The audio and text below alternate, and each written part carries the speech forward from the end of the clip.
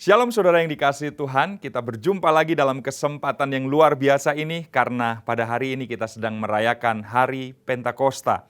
Hari di mana Roh Kudus yang dijanjikan oleh Yesus Kristus dicurahkan atas semua orang yang percaya kepadanya. Dan kemudian Roh Kudus itulah yang menyertai setiap kita bukan hanya untuk sementara waktu lamanya, tetapi untuk selama-lamanya. Roh Kudus itulah yang memeteraikan kita menjadi miliknya. Roh Kudus itulah yang menyatakan kuasanya yang sangat luar biasa di dalam kehidupan kita. Sehingga kita diberi kuasa untuk bersaksi, untuk melayani Dia, dan untuk mempersembahkan seluruh kehidupan kita bagi Tuhan. Karena itu pada hari ini kita saudara-saudara yang dikasihi Tuhan akan membahas sebuah kebenaran firman Tuhan yang berjudul Api Roh Kudus Bakar Hatiku. Salah satu hal yang melambangkan Roh Kudus di dalam Alkitab adalah api. Kenapa Roh Kudus digambarkan dengan api? Karena aktivitasnya yang membakar. Apa yang dibakar oleh Roh Kudus di dalam kehidupan kita? Tentu saja adalah dosa-dosa kita, kesalahan-kesalahan kita, pelanggaran-pelanggaran kita yang tidak berkenan. Kita disucikan, kita dikuduskan oleh Roh Kudus tersebut dan seluruh dosa kita sudah dibakar habis oleh Roh Kudus yang berdiam di dalam diri kita masing-masing. Tetapi juga Roh Kudus membakar semangat kita, memberikan kepada kita antusiasme untuk memberikan yang terbaik bagi Tuhan. Saudara, orang-orang yang penuh dengan Roh Kudus di dalam dirinya adalah mereka yang memiliki antusiasme atau memiliki semangat untuk melayani, semangat untuk beribadah, semangat untuk bersaat teduh, semangat untuk mengenal Tuhan lebih jauh di dalam dirinya. Antusiasme sendiri berasal dari istilah entheos, Tuhan yang ada di dalam, sehingga kemudian Tuhan itu menggerakkan, menginspirasi, memberikan kekuatan. Saya percaya kita semua yang percaya kepada Kristus sebagai Tuhan dan Juru Selamat adalah mereka yang didiami oleh Roh Kudus. Dan Roh Kudus itu adalah Roh Allah sendiri, sehingga Allah ada di dalam kita, entheos. Dan semangat itu tidak berasal dari apa yang berasal dari diri kita sendiri, melainkan berasal dari Tuhan. Karena itu orang yang dipenuhi oleh Roh Kudus, sekali lagi, dia pasti memiliki semangat yang menyala-nyala, antusiasme yang berkobar di dalam dirinya. Saudara yang dikasihi Tuhan, kata itu, kata entheos, antusiasme itu juga berpadanan dengan istilah zeo atau giat, mendidih karena panas. Kalau kita didiami oleh Roh Kudus dan kemudian Roh Kudus memenuhi kita sebagai orang-orang percaya, maka ada sesuatu yang mendidih di dalam hati kita. Itu sebabnya ada lagu Mendidih di Hati yang membuat kita kemudian panas, bergelora, untuk melanjutkan pekerjaan Tuhan yang dipercayakan kepada kita. Untuk menjadi saksi-saksi Kristus, untuk menyatakan kebenaran Injil, untuk menyatakan sukacita yang Tuhan sudah kerjakan di dalam diri kita kepada orang-orang lain yang kita kenal. Karena itu entheos, zeo adalah sesuatu yang sangat penting kita miliki sebagai orang-orang yang percaya kepada Tuhan. Karena tanpanya kita tidak akan bergairah, kita tidak akan bersemangat di dalam kehidupan kita ini. Kita akan kehilangan sebuah power atau tenaga untuk melayani kalau kita tidak memiliki antusiasme di dalam Roh Kudus. Saudara, ciri-ciri apakah yang akan terjadi di dalam kehidupan orang yang dibakar oleh api Roh Kudus di dalam dirinya? Kalau kita lihat Roma 12 ayat yang ke-11, maka kita akan menemukan beberapa hal penting ini. Orang yang dibakar oleh api Roh Kudus pertama-tama adalah mereka yang kerajinannya tidak akan kendor. Orang yang dibakar oleh api Roh Kudus memiliki semangat di dalam dirinya dan makin hari dia akan makin rajin, makin hari dia akan makin tekun. Tekun atau rajin di dalam hal apa? Tentu saja di dalam menyelesaikan pekerjaan Tuhan yang dipercayakan kepadanya. Kalau kita mengingat peristiwa kenaikan Tuhan Yesus Kristus, maka hal penting yang ditinggalkan oleh Yesus kepada murid-muridnya adalah sebuah tugas, mandat, pekerjaan yang ia percayakan untuk diselesaikan. Dan pekerjaan itu adalah untuk menjadi saksi, mulai dari Yerusalem, seluruh Yudea, Samaria, bahkan sampai ke ujung bumi. Saudara, hidup kita ada, kita ditebus oleh Tuhan, kita menjadi orang-orang yang percaya kepadanya dengan sebuah fokus, dengan sebuah tujuan, menyelesaikan pekerjaan Bapa Surgawi yang dipercayakan kepada kita. Dalam Yohanes 5 ayat 17 dikatakan, Bapa-Ku bekerja sampai sekarang, maka aku pun bekerja juga. Kita bisa melihat di dalam bagian ini bahwa Bapa Surgawi bukanlah pribadi yang menyelesaikan setiap pekerjaannya lalu dia duduk diam, mengamati semuanya, ongkang-ongkang kaki di atas surga sana, dan kemudian tidak melakukan sesuatu.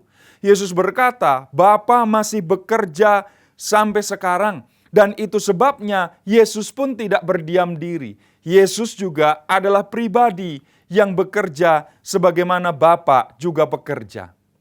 Saudara, kalau Bapa bekerja, Yesus bekerja, kita anak-anaknya, kita orang-orang yang percaya kepadanya, saya percaya tidak pernah dipanggil untuk berdiam diri. Tapi kita akan menjadi pekerja-pekerjanya Tuhan yang tekun, yang rajin, yang memiliki kegairahan untuk menyelesaikan setiap tugas dan tanggung jawab yang diberikan kepada kita. Kita belajar dari sini bahwa Tuhan menetapkan kita bukan untuk menjadi orang-orang yang malas, bukan untuk menjadi orang-orang yang tidak mau mengerjakan sesuatu. Biarlah kerajinan kita tidak kendor, meskipun ada berbagai macam persoalan, pergumulan yang kita hadapi. Tetapi tantangan-tantangan itu justru memicu kita untuk makin tekun, makin rajin, dan bukan malah sebaliknya menjadi kendor. Beberapa ayat di dalam Amsal menyebutkan, saudara, bahwa Tuhan tidak suka, Tuhan membenci orang-orang yang malas. Kenapa demikian? Ada beberapa alasan yang kita bisa lihat. Pertama, Tuhan membenci kemalasan, menentang kemalasan, karena orang yang malas akan menjadi hamba dan kemudian juga akan memiliki banyak hutang. Di dalam Amsal 12 ayat yang ke-24 dikatakan begini, tangan orang rajin memegang kekuasaan, tetapi kemalasan mengakibatkan kerja paksa. Orang yang rajin akan dipercayakan kepadanya banyak hal, termasuk kekuasaan, termasuk power, termasuk segala sesuatu yang harus diurus dan diselesaikan. Tetapi Alkitab berkata kemalasan mengakibatkan kerja paksa. Orang yang malas akan berada di bawah orang lain untuk diperhamba, untuk diperalat. Karena itu saudara, jangan sampai kita menjadi orang-orang yang malas. Karena sebagai orang yang malas, kita akan sampai pada sebuah titik di mana kita diperhamba oleh orang lain. Tapi mari kita menjadi orang-orang yang rajin supaya Tuhan makin mempercayakan kepada kita hal-hal yang baru untuk kita selesaikan dan kerjakan. Yang kedua, kalau kita lihat di dalam Amsal 18 ayat yang ke-9, kenapa Tuhan menentang kemalasan? Karena orang-orang yang malas itu menjadi saudara dari si perusak, dari si jahat. Amsal 18 ayat yang ke-9 berkata, orang yang bermalas-malas dalam pekerjaannya sudah menjadi saudara dari si perusak. Kita dipanggil untuk menjadi saudara-saudara seiman yang saling melengkapi, saudara-saudara dari orang-orang percaya yang terus saling mendorong satu dengan yang lain untuk menyelesaikan pekerjaan Tuhan yang dipercayakan kepada kita. Tetapi kalau kita menjadi malas, Alkitab menyatakan kita ini sudah menjadi saudara dari si perusak. Siapakah si perusak yang dimaksud? Tidak lain tentu saja adalah iblis, si jahat, penguasa di udara, yang pekerjaannya adalah merusak, yang pekerjaannya adalah melakukan segala sesuatu yang menentang pekerjaan Bapa. Karena itu saudara yang dikasihi Tuhan, jangan sampai kita terjebak, terbelit dalam kemalasan. Karena dengan menjadi orang-orang yang malas, kita menjadi saudara dari si perusak. Yang ketiga, menurut Amsal 26 ayat yang ke-13, kenapa Tuhan menentang kemalasan? Karena biasanya orang-orang yang malas adalah mereka yang pintar, pandai membangun alasan. Dikatakan di dalam ayat itu, berkatalah si pemalas, ada singa di jalan, ada singa di lorong. Sebetulnya tidak ada singa, sebetulnya tidak ada binatang buas yang mengganggu, baik di jalan, baik di lorong. Hanya saja dia membangun alasan supaya dia bisa tetap berdiam diri. Dia malas bergerak, dia nggak mau maju, dia nggak mau berusaha, dia enggan bekerja. Itu sebabnya yang dilakukan adalah bagaimana caranya supaya aku bisa mengemukakan alasan yang tepat untuk orang lain. Agar mereka tahu bahwa ketika aku tidak mengerjakan itu, alasannya sungguh tepat. Karena itu dikatakan, aku nggak mau mengerjakan ini. Ada singa di lorong, aku nggak mau mengerjakan itu. Karena ada singa di jalan. Aku nggak aman, aku nggak bisa menyelesaikannya. Saudara, berapa banyak di antara kita yang pintar, yang pandai membangun alasan, ketimbang kita menyelesaikan pekerjaan atau tugas atau tanggung jawab yang dipercayakan kepada kita.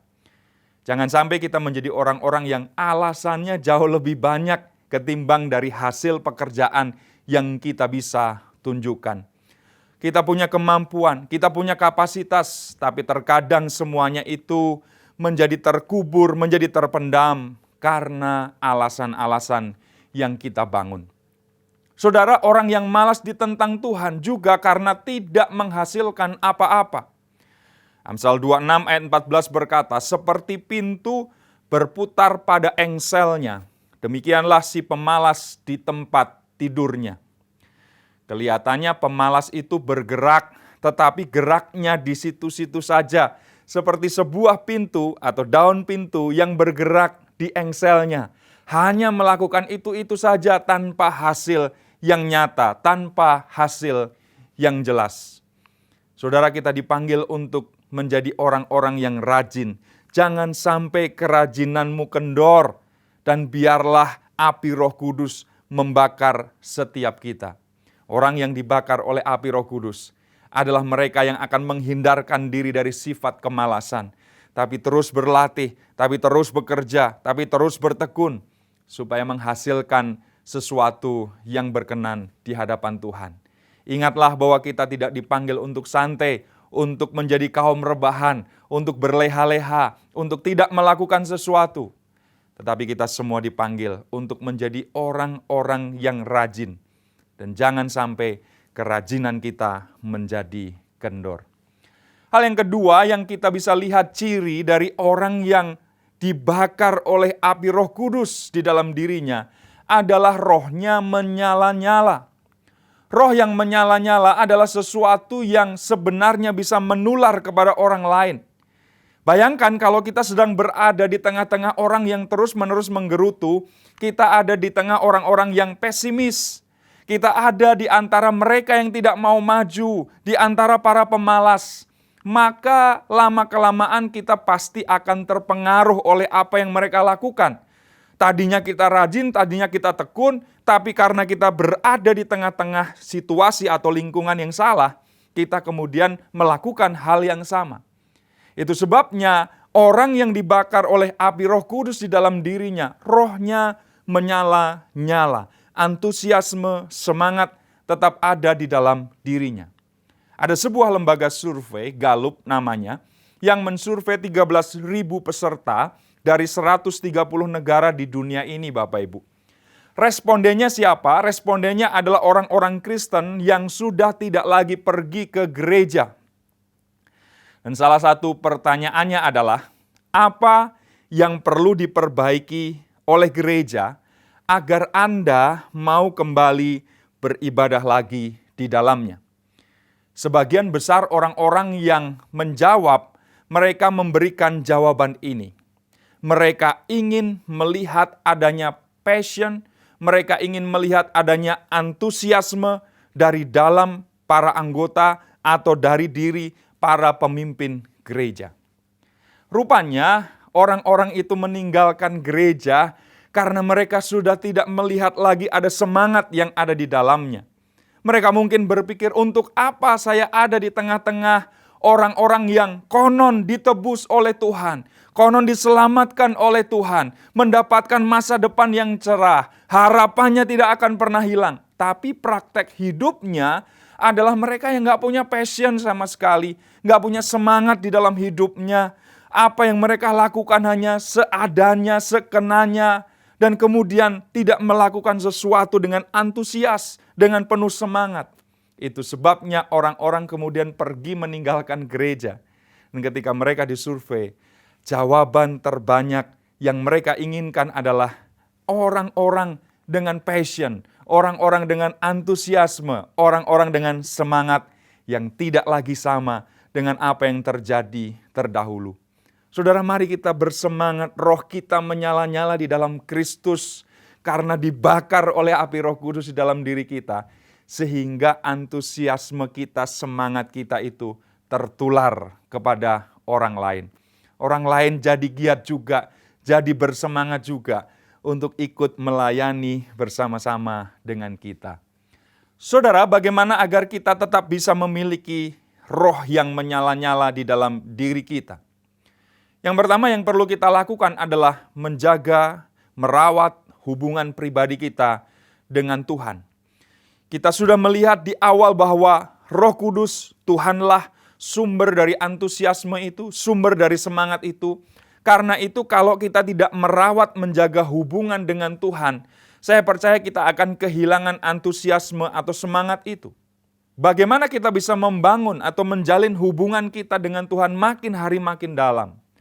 Kita terus bertekun di dalam saat teduh kita, di dalam pembacaan firman Tuhan, di dalam ibadah kita. Semuanya adalah upaya yang kita kerjakan untuk merawat, untuk menjaga hubungan kita dengan Tuhan. Ketika kita duduk di kaki Tuhan, ketika kita mendapatkan kekuatan dari sumbernya, yaitu dari Tuhan sendiri. Saya percaya kekuatan itu akan kekal, abadi di dalam kehidupan kita. Jaga selalu hubungan kita dengan Tuhan, karena dari sanalah sumber utama, antusiasme, semangat roh kita yang menyala-nyala. Yang kedua, menjaga apa yang kita baca atau apa yang kita tonton. Kalau dalam keseharian kita membaca hal-hal yang tidak ada gunanya atau kaitannya, menyaksikan hal-hal yang tidak ada gunanya atau kaitannya dengan antusiasme atau dengan semangat, saya percaya lama-kelamaan semangat kita akan menjadi kendor. Ada seorang yang pernah sharing dengan saya. Dia berkata, aku lama-kelamaan kok menjadi takut ya. Membaca berita ada perkosaan, membaca berita ada pembunuhan, membaca ini ada pembegalan, ada pencurian dan berbagai macam tindak kriminalitas yang lain. Aku jadi makin takut menjalani kehidupan ini. Saya berkata kepadanya, apa yang kamu baca? Lalu dia menyebutkan ada satu jenis koran atau harian tertentu yang memang secara rutin dia baca. Dan ketika dia menyebutkan nama koran atau harian itu, saya kemudian berpikir, oh ya tentu saja kamu akan mengalami ketakutan kalau yang kamu baca adalah koran yang memang dibuat untuk memberitakan berita-berita kriminalitas. Jadi apa yang akan kamu baca setiap hari di situ adalah berita-berita kriminalitas, tidak ada berita yang lain. Saudara, menjaga apa yang kita baca adalah hal yang sangat penting supaya kita bisa terjaga antusiasme, supaya terjaga semangat yang kita miliki. Ambil, tonton, bacaan-bacaan, tontonan-tontonan yang membuat kita semangat, yang membuat kita antusias, yang membuat kita terus bertekun di dalam apa yang kita kerjakan, yang mendorong dan memotivasi kita. Dan terutama adalah membaca kebenaran firman Tuhan. Terutama adalah menyaksikan hal-hal yang rohani yang akan mendorong kita untuk terus maju di dalam Kristus. Yang ketiga, menjaga pergaulan kita. Dengan siapa kita bergaul akan sangat menentukan apakah kita menjadi orang yang semangat, yang antusias atau tidak. Beradalah di tengah-tengah orang yang malas. Pasti kita akan tertular kemalasan mereka. Beradalah di seputar orang-orang yang omongannya kacau, yang tidak bisa menjaga kata-katanya. Biasanya tidak lama lagi kita juga akan mengucapkan kata-kata yang hampir mirip, bahkan kata-kata yang sama. Karenanya pilihlah teman bergaul, karena pergaulan yang buruk merusakkan kebiasaan kita yang baik, kata firman Tuhan.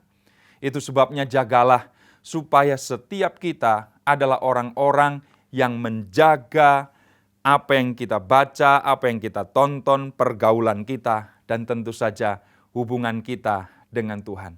Saudara, roh kita pasti akan menyala-nyala. Yang ketiga, mereka yang dibakar oleh api Roh Kudus, hidupnya dipersembahkan untuk melayani Tuhan. Di dalam ayat ini dikatakan, janganlah hendaknya kerajinanmu kendor, biarlah rohmu tetap menyala-nyala, dan yang ketiga, layanilah Tuhan. Ciri orang yang hidupnya dibakar oleh api Roh Kudus, dia serahkan untuk melayani Tuhan. Sesudah kita ditebus dan diselamatkan, maka kemudian Roh Kudus mendorong kita, membakar kita, menyemangati kita, bukan untuk hidup bagi diri kita sendiri. Tetapi hidup kita adalah hidup yang kita persembahkan kepada Tuhan, dan pada akhirnya bermanfaat, menjadi berkat bagi orang lain. Di sanalah kita sedang melayani Tuhan. Saudara, dunia pelayanan bukanlah dunia yang nyaman, yang enak, yang gampang untuk kita lalui. Selalu ada tantangan, selalu ada pergumulan, selalu ada persoalan. Tetapi itu semua bukan alasan bagi kita untuk berhenti, untuk selesai, untuk mengibarkan bendera putih dan berkata, Tuhan, nggak bisa lagi. Tuhan, aku nggak kuat. Selalu ada tantangan. Karena itu, lihatlah tantangan-tantangan itu adalah hal yang akan kita atasi, kita hadapi, dan kita tetap akan melayani Tuhan. Tantangan itu bisa berupa sesuatu yang berasal dari luar. Gereja hari-hari ini selalu menghadapi tantangan dari luar dirinya. Ada isu radikalisme, ada kemerosotan moral yang sedang terjadi di tengah-tengah dunia ini. Ada ajaran-ajaran palsu yang terus-menerus digencarkan untuk melawan, menghambat gereja. Ada berbagai macam tantangan di luar sana yang mungkin bagi sebagian orang, aduh, saya nggak bisa kalau menghadapi seperti ini. Aduh, ini pasti kehendak Tuhan buat saya untuk berhenti. Tetapi mereka yang dibakar oleh api Roh Kudus akan tetap memiliki semangat dan antusiasme, menyelesaikan pertandingan dengan baik, melanjutkan pelayanan, memberikan persembahan hidup yang berkenan kepada Tuhan melalui apa yang dia kerjakan bagi kerajaan Allah. Dan tantangan-tantangan dari luar itu tidak akan menghambat dirinya untuk terus maju, mengobarkan karunia-karunia pelayanan yang Tuhan berikan kepadanya. Tantangannya bisa dari luar, tetapi juga bisa dari dalam gereja. Kita banyak mendengar bahwa di dalam gereja biasanya ada perpecahan. Ada ketidakdewasaan, satu dengan yang lain saling menyikut, saling menjatuhkan satu dengan yang lain. Ada persoalan-persoalan uang di dalam gereja dan berbagai macam hal lain. Dan kita mulai berpikir, aduh, di manakah gereja yang sempurna? Di manakah gereja yang perfect yang bisa aku dapatkan, yang di dalamnya tidak ada masalah? Kalau pertanyaan kita adalah itu, maka jawabannya selalu satu hal ini. Tidak pernah ada. Kita adalah gereja yang masih tinggal di dunia ini yang dipenuhi dengan ketidaksempurnaan. Unsur-unsur penyusun dari gereja itu terdiri dari orang-orang yang tidak sempurna. Yang memimpin gereja tidak sempurna, demikian juga mereka yang dipimpin. Yang mengurus, yang menjadi pelayan gereja tidak sempurna, demikian mereka yang dilayani tidak sempurna. Karena itu selalu ada masalah, persoalan, tantangan dari dalam gereja sendiri. Mari kita atasi semua itu, pergumulan-pergumulan itu, dan membuat kita tidak berhenti untuk melayani Tuhan. Karena api Roh Kudus yang membakar kita, yang membuat kita tetap antusias untuk melayani. Yakinlah bahwa tantangan dari dalam itu untuk mendewasakan kita. Besi menajamkan besi, manusia menajamkan sesamanya. Apapun masalahnya, tujuan akhir Tuhan mengizinkan adalah supaya kita makin dewasa, supaya kita makin bisa saling menghargai satu dengan yang lain, supaya kita bisa saling melayani, mendorong, memotivasi sebagai saudara sesama tubuh Kristus. Karena itu saudara, ada tantangan di luar, ada tantangan di dalam. Tetapi juga ada tantangan yang berasal dari diri kita sendiri. Kadang-kadang ketika kita ada di dalam pelayanan, kita tidak disiplin, kita tidak mau ikut pada jadwalnya, kita menentang kebijakan-kebijakannya, kita malas, kita kekurangan motivasi, kita sebel, kita kesel, kita benci dengan orang lain dan seterusnya yang berasal dari diri kita sendiri. Tantangan itu juga adalah sesuatu yang harus kita atasi di dalam pelayanan kita. Karena itu saudara yang dikasihi Tuhan, berbagai macam hal yang bisa menghambat pelayanan kita atau persembahan hidup kita untuk melayani itu adalah hal yang akan terus-menerus ada, baik dari luar, di dalam gereja sendiri, maupun di dalam diri kita sendiri. Orang-orang yang dibakar oleh api Roh Kudus gak akan mudah terpengaruh oleh semuanya itu. Dia bisa saja tergelincir, dia bisa saja terpengaruh untuk sejenak saja, tetapi kemudian dia akan bangkit, dia akan bangun, dia akan maju lagi, dan kemudian keluar sebagai pemenang. Di hari Pentakosta ini, mari kita bersama-sama menilik kepada hati kita masing-masing. Apakah saya adalah orang yang bersemangat, antusias di dalam Tuhan? Atau saya menjadi orang yang sudah makin lesu, makin undur, makin tidak mau lagi terlibat dengan segala sesuatu yang namanya pelayanan, hidup gerejawi, berbagai persoalan yang ada itu. Saya mau selesai dengan ini semua. Kalau kita adalah orang-orang yang sudah kehilangan semangat, mari kita duduk di kaki Tuhan. Mari kita meminta kepada Tuhan supaya sekali lagi Dia mengangkat kita, memberikan semangat kepada kita, mengurapi kita dengan urapan yang baru, memberikan kepada kita kuasa Roh Kudus yang Dia curahkan di dalam diri kita, sehingga kita menjadi orang-orang yang terbakar oleh semangat, oleh motivasi yang Dia nyatakan di dalam kehidupan kita. Kiranya firman Tuhan yang kita renungkan pada hari ini menjadi berkat bagi setiap kita, dan mari kita buka hati kita masing-masing. Kita berdoa biar Roh Kudus menjamah kita sekali lagi dengan kuasa-Nya. Bapa Surgawi, kami bersyukur untuk kebenaran firman-Mu. Biarlah kami menjadi orang-orang percaya yang membuka hati kami sekarang, dijamah, diurapi, disentuh oleh kuasa yang dahsyat, kuasa Roh Kudus dari tempat maha tinggi, yang menyertai setiap kami, menjamah kami di tempat kami masing-masing sekarang, di dalam nama Tuhan Yesus. Biarlah kami menjadi orang-orang yang digerakkan, dimotivasi, diberi antusias yang baru, semangat yang baru, untuk tidak kendor kerajinan kami, untuk menjadi orang yang memiliki roh yang menyala-nyala, dan untuk melayani Tuhan. Karena dengan melayani Engkau, kami mempersembahkan hidup kami untuk kemuliaan nama-Mu. Jamahan-Mu bekerja sekarang, urapan-Mu mengalir sekarang, kuasa Roh Kudus Engkau manifestasikan kepada setiap kami sekarang, hanya di dalam nama Tuhan Yesus Kristus. Kami sudah berdoa dan bersyukur, meteraikan firman-Mu di dalam hidup kami. Haleluya. Amin.